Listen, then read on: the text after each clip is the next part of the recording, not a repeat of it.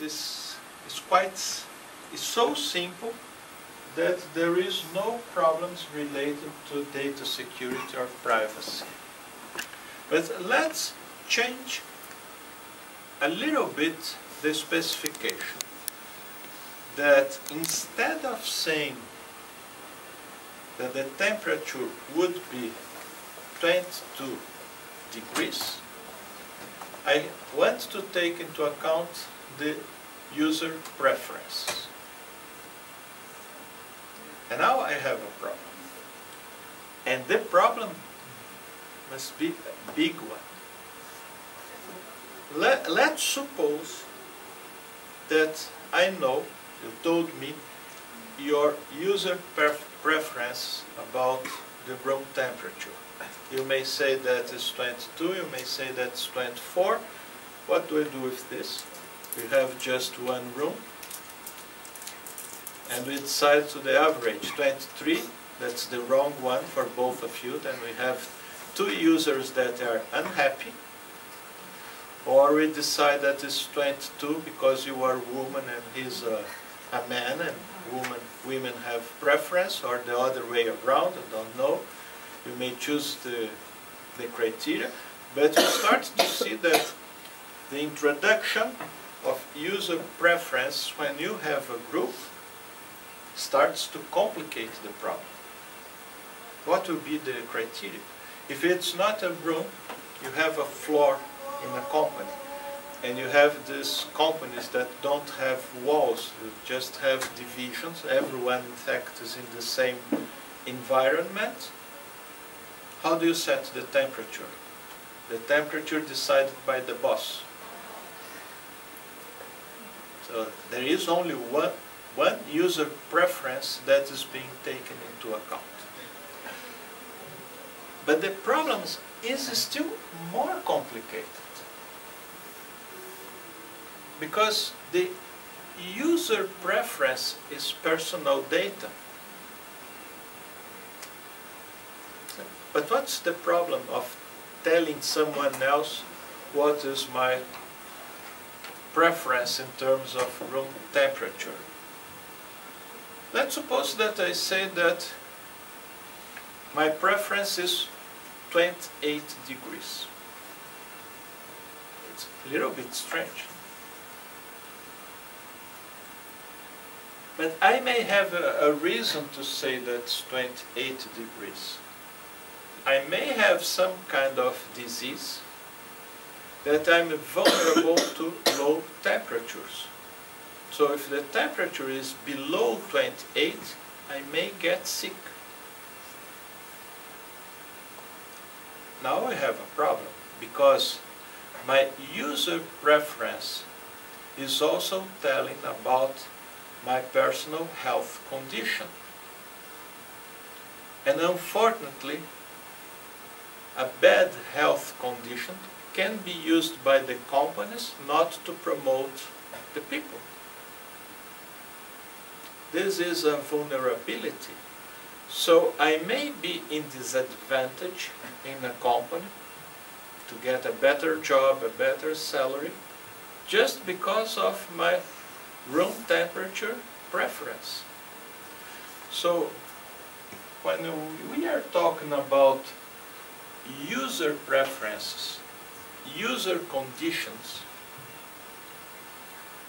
data security and privacy are a must.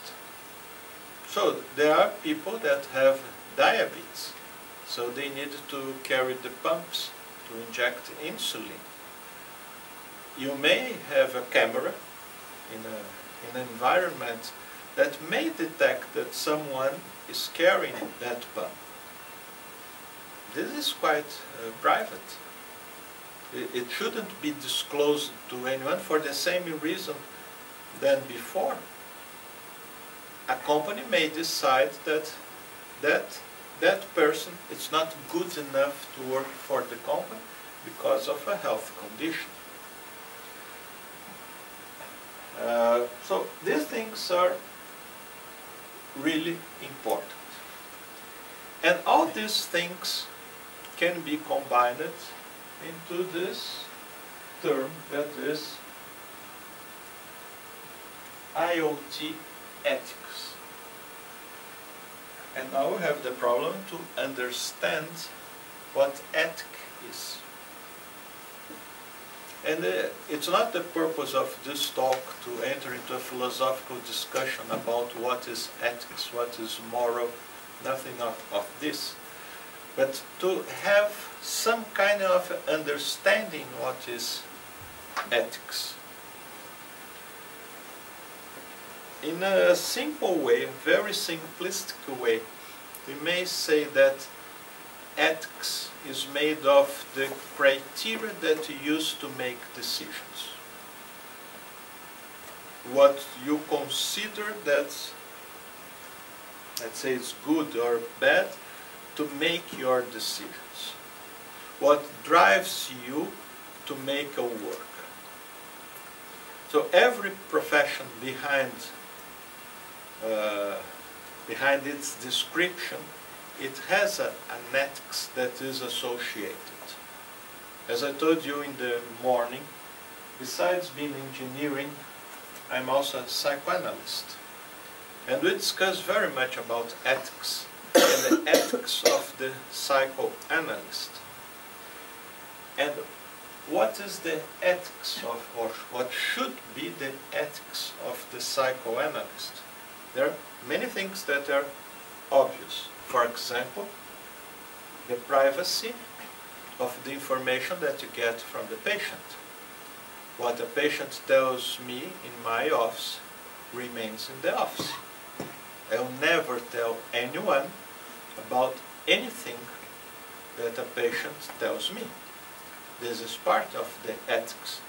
Because if I don't provide this kind of secrecy, the patient cannot trust me. If he cannot trust me, he will not tell about his feelings. And if he not tell me anything, I don't have anything to work.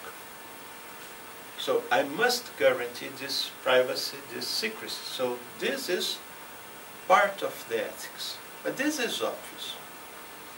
There is another part that is not obvious, or not so obvious. Why should a psychoanalyst wake up every morning and go to the office to work? What drives the psychoanalyst? Or what should drive? And this is part of the ethics. And what should drive the analyst is its own desire to be there, to listen to the people, not to judge the people, with the only objective to help the people. So you must be open to do this. If you go there to make money, you are violating the ethics. This does not mean that we work for free, but it shouldn't be the driven force, the driver force. Because if you're there just to make money, you'll be in a hurry, you want the session to finish, you start to think about the things that you can buy or not, and you're not listening to the patient. You have only one opportunity to listen to the patient, that is when he talks. If when he talks you are thinking about anything else, you are not performing your job well. You are being unethical. So ethics is about everything. And IoT also has an ethics. Or it should have an ethics. What's the purpose of IoT?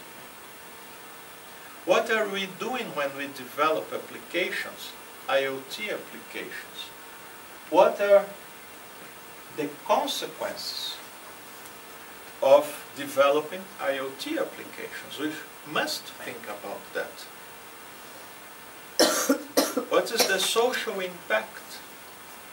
So as we discussed also in the morning, that application about the parking slot, in my opinion, that is against the IoT ethics. the use of public data for private purpose just for the benefit of the business and not of the society, this violates ethics. So this is very important. Can we solve all the problems? Certainly, we cannot solve all the problems.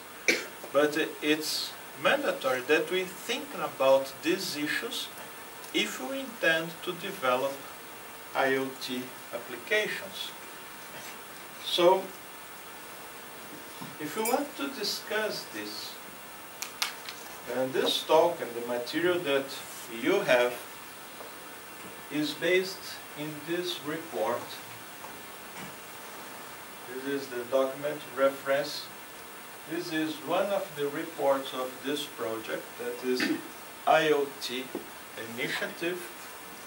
Is the document deliverable 2.5, and the responsible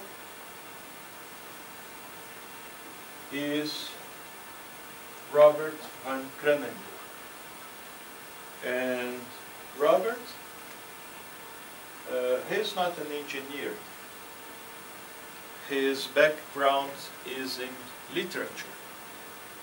But he's dealing with IoT for many years, and mainly with these non-technical aspects of IoT.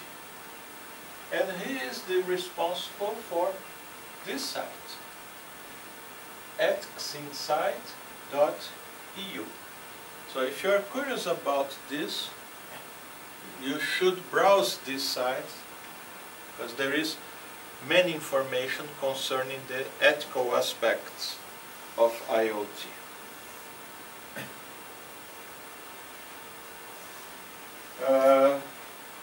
So we introduce ethics, and it may seem strange. Ethics, what is ethics? That is something Middle Ages, right? Old Greeks. What does have to do with me? As if ethics were not important for IoT, and this is not true.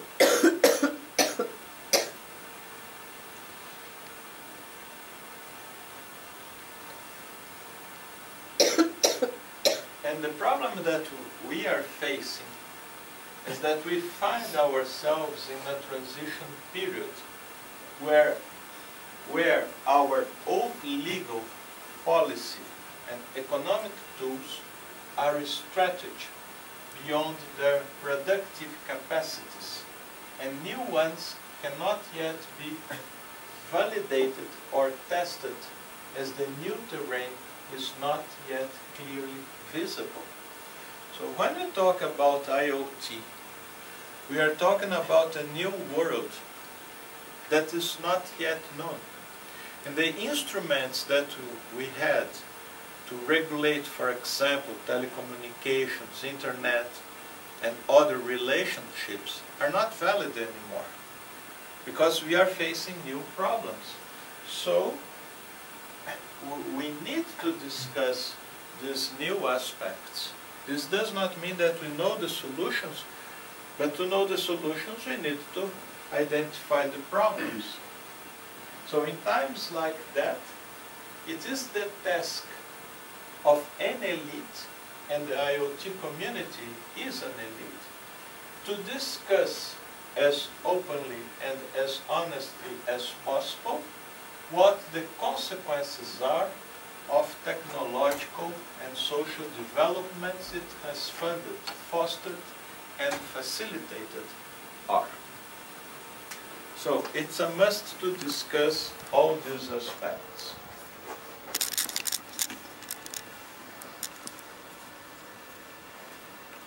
So, as we start moving towards environments in which computing becomes less explicit and more embedded into the fabric of everyday places and activities, the role and nature of everyday objects, locations and places will all come to the fore.